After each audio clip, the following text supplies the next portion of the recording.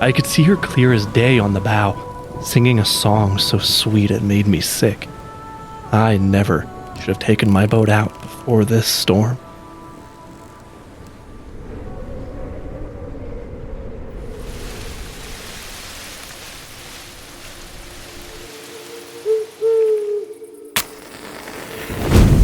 Good evening, I'm Ben, and welcome to the show where you and I gather around this campfire to share our scariest experiences. So whether you're a new or returning camper, I am happy to have you. Many people refuse to go near the ocean, fearing the unknown of what lurks below. But tonight we're headed to Rhode Island to hear my friend Kevin's story of the night he spent on a sailboat, just him in the elements. So, without further ado, do you want to hear a ghost story?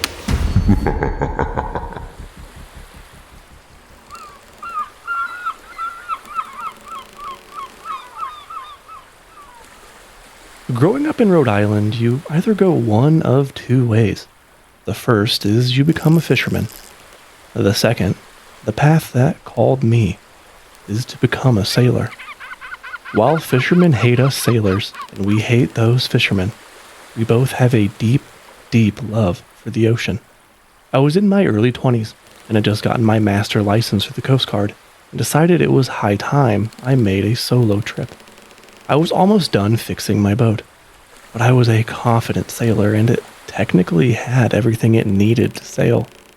I planned to make a day of it, sailing from Newport to Mystic. I figured that with my boat and the favorable winds, it would be about an 8-hour trek. That is a long but easy sail. After all, we'd been doing it almost every day for work. In the worst case scenario, I could get out of the channel using my charts, anchor down, and radio for help. But I thought it would be nice to enjoy the day, and maybe catch a sunset. I set out from Newport around 10 a.m., with the sun shining and the sea calm. There's such a peaceful feeling in surrendering to the ocean's will, knowing that there's nothing but hundreds of feet of water below you, and that you are miles away from help. It's not for everyone, but it is for me.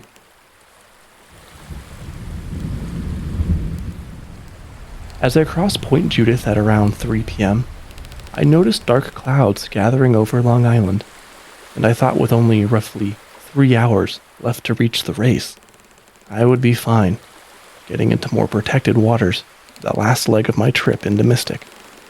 But, just in case, I throttled the engine up just a little bit, hoping to take full advantage of both the engine and the sail as the winds, too, began to dial up. I started whistling, a tune that had been long stuck in my head, and I gazed towards the sunset.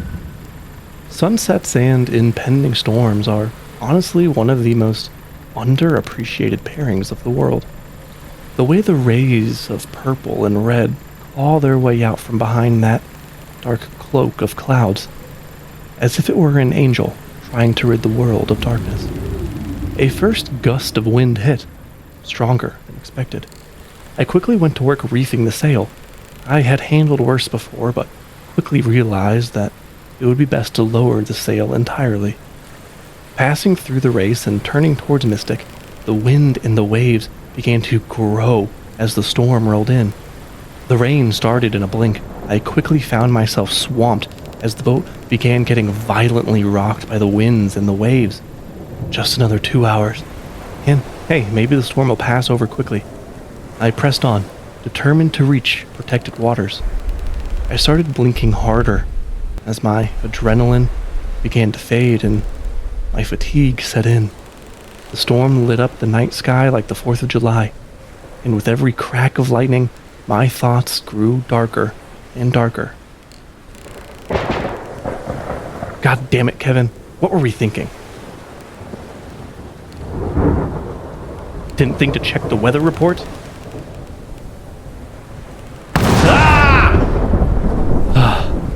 Okay, I can do this. I'm almost there. I scrambled to secure everything, my heart racing. I got back to the helm, tied myself off to the deck, smacked myself across the face, and held my heading going across the waves. That's when I started to hear a melody in the wind. I was getting closer to the harbor, and the storm began to subside, but the melody grew louder. The moon began to poke through what storm clouds remained, almost acting as a stage light, hitting my boat. That's when I saw her.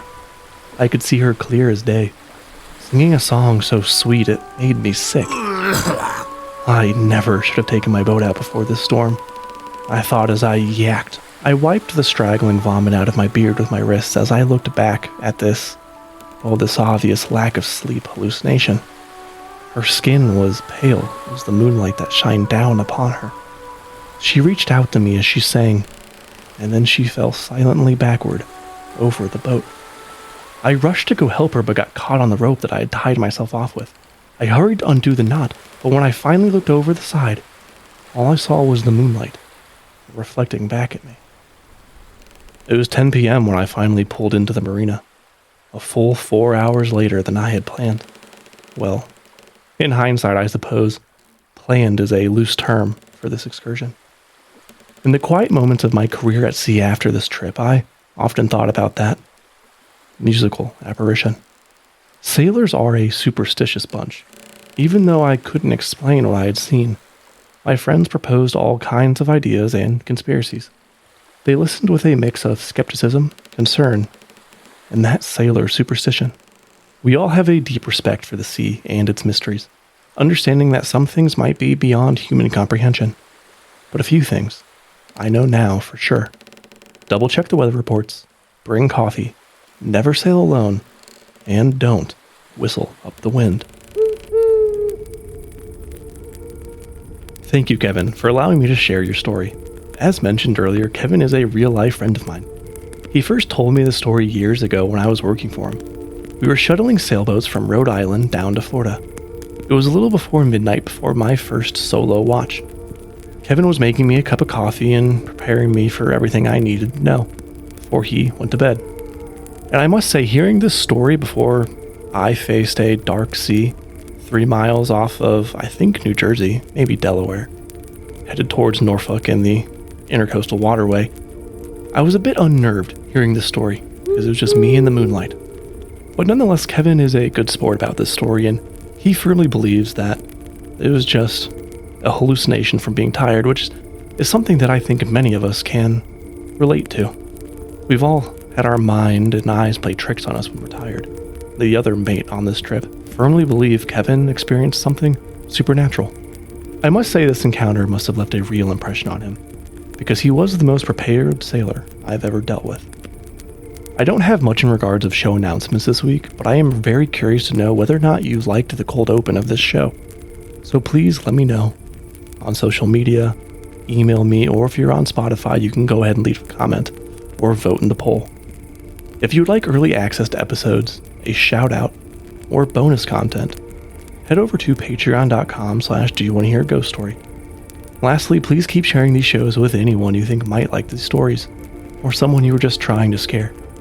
If you have a story of your own, you can send it to doyouwannahearaghost@gmail.com, or connect with me on TikTok or Instagram at wannahearaghost story. I will leave you with this to ponder for next week's episode. The scariest path is often the right path for success. Thank you for listening to this week's episode of Do You Want to Hear a Ghost Story? Until next time.